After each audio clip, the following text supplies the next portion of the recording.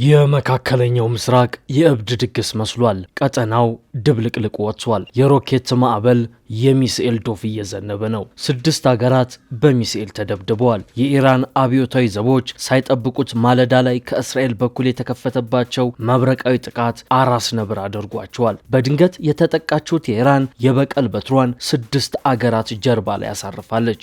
ዶሃ፣ ጆርዳን፣ አቡዳቢ የኢራን ሚሳኤል እራት ከሆኑ አገራት መሃል ይጠቀሳሉ። የአያቶላ መኖሪያ ቤት ላይ ባነጣጠረው የመጀመሪያው የእስራኤል ጥቃት አያቶላ አሊ ሐሜኒ ለጥቂት ተርፈዋል። እርሳቸው ቢተርፉም 2 የጦር ጄኔራሎቻቸው ግን አልተረፉም። አንድ ከፍተኛ የኢራን ጄኔራል በእስራኤል ጥቃት ኢላማ ተደርገው ተገድለዋል። በአንጻሩ ኢራን በራሺያ ሰራሽ ሚሳኤሎችና ሮኬቶች የአሜሪካን የጦር ቤዞችና እስራኤልን መደብደቧን የኢራን ብሔራዊ ሚዲያዎች ዘግበዋል። ኢራን የአጸፋ ጥቃት የፈጸመችው በእስራኤል ላይ ብቻ ሳይሆን በዙሪያዋ ላይ ባሉት የአሜሪካ ወዳጅ በሆኑት አገራት ላይ ጭምር ነው። የኢራን ፋርስ የዜና ወኪል እንደዘገበው በአገራቱ ያሉ ወታደራዊ ተቋማት ላይ ያነጣጠሩ ጥቃቶችን ኢራን ፈጽማለች። በዚህም በኳታር ያለው የአሜሪካ አየር ኃይል ሰፈርና በባህሬን ያለው የባህር ኃይል ሰፈር ጥቃት ደርሶባቸዋል። በተጨማሪም የአሜሪካ ጦር ኃይል ባለባቸው በሌሎችም የባህረ ሰላጤው ሀገራት በሆኑት በኳታር፣ በኩዌት፣ በአረብ ኤምሬትስና በባህሬን ፍንዳታዎች መሰማታቸው ተዘግቧል።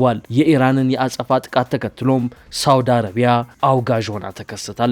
እስትንፋሱ ከመካከለኛው ምስራቅ ጋር የሚተሳሰረው የቀይ ባህር ቀጠናም በዚህ ምክንያት ታውቋል። የኢራን የጡት ልጅ ሐውቲ አለሁ እያለ ነው። በዚህ መስመር የሚያልፍ የምዕራባውያን መርከብ የበትሬ ሰለባ ይሆናል ሲል እያስፈራራም እየዛተም ነው። ይህን ተከትሎ በቀይ ባህር ቀጠና ያለው የውጥረት ግፊት ከመቼውም ጊዜ በላይ ጨምሯል። የቅርብ ሰዎቻቸው ቦቢ ብለው የሚጠሯቸው ቤንጃሚን ኔታንያሁ ጀብደኛውን ዶናልድ ትራምፕን ጎትተው ወደ አዲስ ጦርነት ከቷቸዋል። በያገኙበት መድረክ ይህን ያክል ጦርነት አስቀረው ብለው የሚደሰኩሩት ዶናልድ ትራምፕ አስቆምኳቸው ከሚሏቸው ጦርነቶች በላይ የጀመሯቸው ጦርነቶች እንደሚበልጡ በታሪክ መዝገብ እንዲሰፍርም ሆኗል።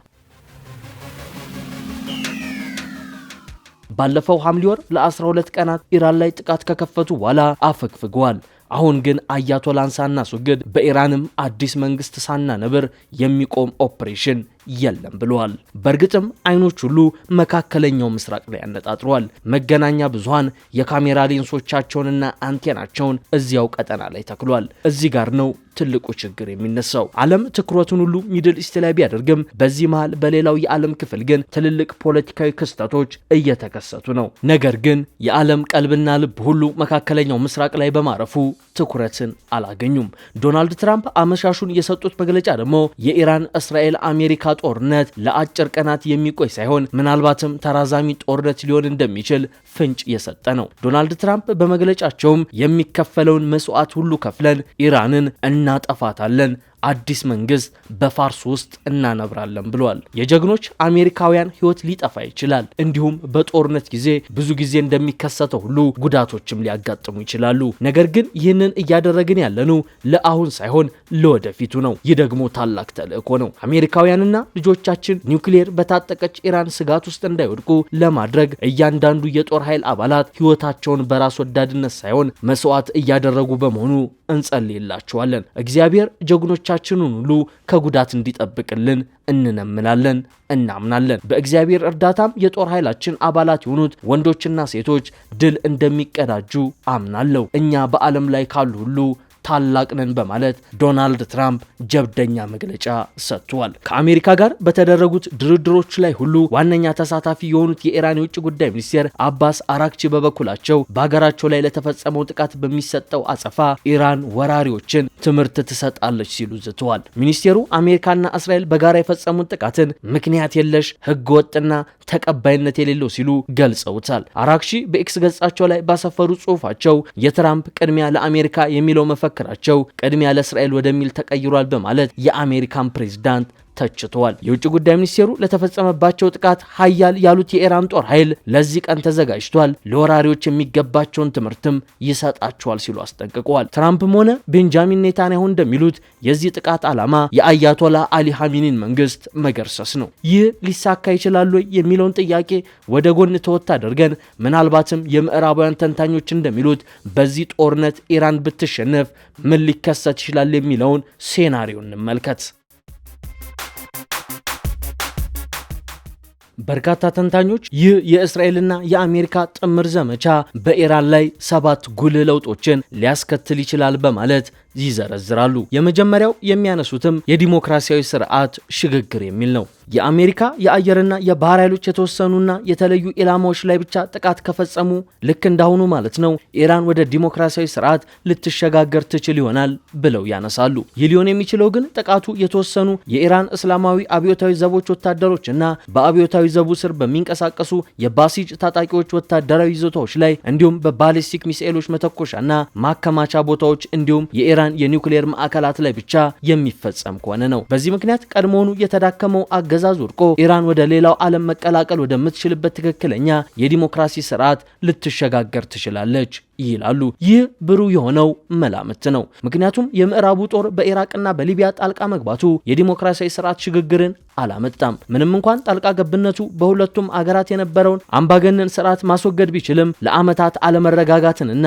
ደም መፋሰስን አስከትሏል። የራሷን አብዮት ያስነሳችው ሶሪያን ብትሆን ያለምንም የምዕራባውያን የጦር ድጋፍ ነው በ2024 ፕሬዝዳንት በሽር አልአሳድን ከስልጣን ማስወገድ የቻለችው። ከእነዚህ ምክንያቶች በመነሳትም ምናልባትም በኢራን የዲሞክራሲያዊ ስርዓት ሽግግር ማምጣት የሚለው ሊሳካ የሚችል አይደለም ብለው የሚሞግቱ አሉ። ሌላው የሚነሳው ደግሞ አገዛዙ ይተርፋል ፖሊሲዎቹንም ያሻሽላል የሚል ጉዳይ ነው። ይህ የቬንዙዌላ ሞዴል ሊባል ይችላል። በቅርቡ አሜሪካ በቬንዙዌላ ላይ የወሰደችው ፈጣንና ከባድ እርምጃ አገዛዙ እንዲቆይ ነገር ግን ፖሊሲዎቹ እንዲቀየሩ አድርጓል። ኢራን አሁን ባለችበት ሁኔታ ይህ ማለት በበርካታ ኢራናውያን ዘንድ የማይወደደው የእስላማዊ ሪፐብሊክ አገዛዝ ከውድቀት ተርፎ ነገር ግን በመካከለኛው ምስራቅ ላሉ ታጣቂዎች ድጋፍ እንዳያደርግ ወይንም ደግሞ በአገር ውስጥ የኒውክሌርና የባሊስቲክ ሚሳኤል ፕሮግራሞችን ለማቋረጥ እንዲሁም ተቃውሞውን ማፈኑን እንዲያቆም ይገደዳል። ይህ ይሆናል ብሎ ማሰብ ግን እጅግ ከባድ ነው ይላሉ ተንታኞች። ምክንያቱም እስላማዊ ሪፐብሊክ አገዛዝ ለ47 ዓመታት ያህል ይህንን ሲቃወም ነው የቆየው። አሁንም አቅጣጫውን የሚቀይር አይመስልም። ሌላው የሚነሳው ሴናሪዮ አገዛዙ ይወድቃል፣ በወታደራዊ አስተዳደር ይተካል የሚለው ነው። ይህ ብዙዎች ሊሆን ይችላል ብለው የሚያስቡት ግምታዊ ነው። አሁን ያለው አገዛዝ በብዙዎች ዘንድ የሚደገፍ ባለመሆኑ እንዲሁም ለዓመታት በአገሪቷ እየተካሄዱ ባሉ ተከታታይ ተቃውሞች እየተዳከመ መጥቷል። ሆኖም አሁንም ግዙፍና ሰፊ የደህንነት ስርዓት አለው። ተቃዋሚዎች አገዛዙን እስካሁን መገልበጥ ያልቻሉትም ከጎናቸው የሚቆሙ የጸጥታ ኃይሎች ባለመኖራቸው ነው ይባላል። እነዚህ ታማኝ የሆኑ ኃይሎች በተቃዋሚዎች ላይ በሚጠቀሙት ጭካኔ የተሞላበትና ያልተገባ ኃይል ምክንያት አገዛዙ ስልጣን ላይ እንዲቆይ አድርገውታል። በመሆኑም አሜሪካና እስራኤል ከጀመሩት ከዚህ ጥቃት በኋላ የሚፈጠረውን ግራ መጋባት ተከትሎ ኢራን በእስላማዊ አብዮታዊ ዘብ በተገነባ ጠንካራ ወታደራዊ አስተዳደር ትመራለች ተብሎም ይታሰባል። ሌላው የሚነሳው ግምታዊ ትንታኔ ደግሞ ኢራን በአሜሪካ ኃይሎችና በጎረቤቶቿ ላይ የአጸፋ ጥቃት ሰንዝራ ጦርነቱ ልክ እንደባለፈው ሁሉ በ12 ቀናት ይቋጫል የሚል ነው። ሌላው የፖለቲካ ተንታኞች የሚያስቀምጡት ቢሆንታ አገዛዙ ይንኮታኮታል፣ ቀውስ ይፈጠራል የሚል ነው። ይህ ኢራን ላይ የተደቀነ እውነተኛ አደጋ ይመስላል። የጎረቤቶቿ ኳታርና ሳውዲ አረቢያ ዋነኛ ስጋቶች ውስጥም አንዱ ነው። ከዚህ በተጨማሪም ልክ በሶሪያ በየመንና በሊቢያ እንደታየው የእርስ በርስ ጦርነት ሊከሰት ይችላል። በሚፈጠረው ትርምስና ሁከት ውስጥም የሚፈጠረውን የኃይል ክፍተት ተከትሎ ኩርዶች፣ ባሉችና ሌሎች በቁጥር አናሳ ጎሳዎች ህዝባቸውን ለመጠበቅ ሲሉ ሊፈጠር የሚችለው ውጥረት ወደ የትጥቅ ትግል ግጭት ሊያመራ የሚችልበት አደጋ አለ። ይህም በኢራን የውክልና ጦርነት በቀጠናው ጥቃቶችን ያስተናገደችውና በኒውክሌር ፕሮግራሟ የህልውና ስጋት የገባትን እስራኤልን ብቻ ሳይሆን አብዛኞቹን የመካከለኛው ምስራቅ ሀገራትን ሊያስደስት ይችላል። ነገር ግን ትልቋና 93 ሚሊዮን ህዝብ ያላት የመካከለኛው ምስራቅ አገር ወደ ትርምስ ውስጥ እንዲሁም የሰብአዊና የስደተኝነት ቀውስ ውስጥ እንድትገባ ማንም ሰው አይፈልግም። አሁን ላይ ትልቁ አደጋ ፕሬዝዳንት ትራምፕ ከፍተኛ ኃይላቸውን ለሳምንታት ወደ ኢራን ድንበር ካስጠጉ በኋላ ጥቃት መጀመራቸው ነው። ይህን ተከትሎም በርካቶች ሊገመት የማይችል ጎጂ ውጤት ማስከተሉ አይቀሬ ነው በማለት አስፈሪ ትንበያን እያቀረቡ ይገኛሉ። የመካከለኛው ምስራቅ ቀጠና መስቀለኛና አስፈሪ መንገድ ላይ ይገኛል። አሜሪካና ኢራን ባካሄዷቸው ድርድሮች ከስምምነት አለመድረሳቸውን ተከትሎ አሜሪካ ወታደራዊ አማራጮችን እያጤነች መሆኑ በተነገረበት ባለፈው ሳምንት በተለያየ መጠን ጥቃት ለመፈጸም እየተዘጋጀች መሆኑን ሾልኮ የወጡ መረጃዎች ሲገልጹ ነበር።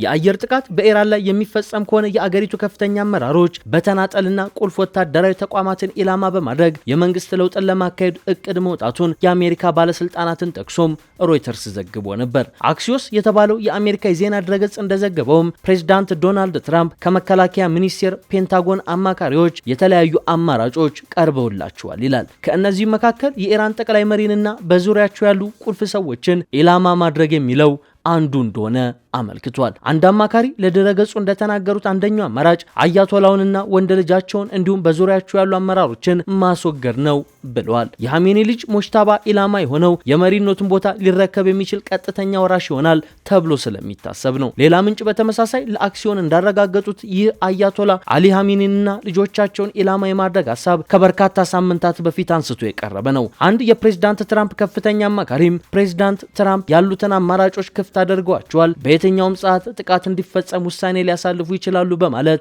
በወቅቱ ተናግረው ነበር። በዛሬው ዕለት ታዲያ እስራኤል የመጀመሪያውን ጥቃት ወደ ቴሄራን ስትፈጽም ያነጣጠረችው የአያቶላ አሊ ካሚኒ መኖሪያ ቤት ላይ ነበር። ነገር ግን አያቶላው በዛ ግቢ ስላልነበሩ ከጥቃቱ ሊተርፉ ችሏል። ነገር ግን እርሳቸው ከጥቃቱ ይትረፉ እንጂ ሌሎች ሁለት ከፍተኛ የጦር ጄኔራሎቻቸውና አማካሪዎቻቸው ግን የእስራኤል ሰይፍ ሰለባ ሆነዋል።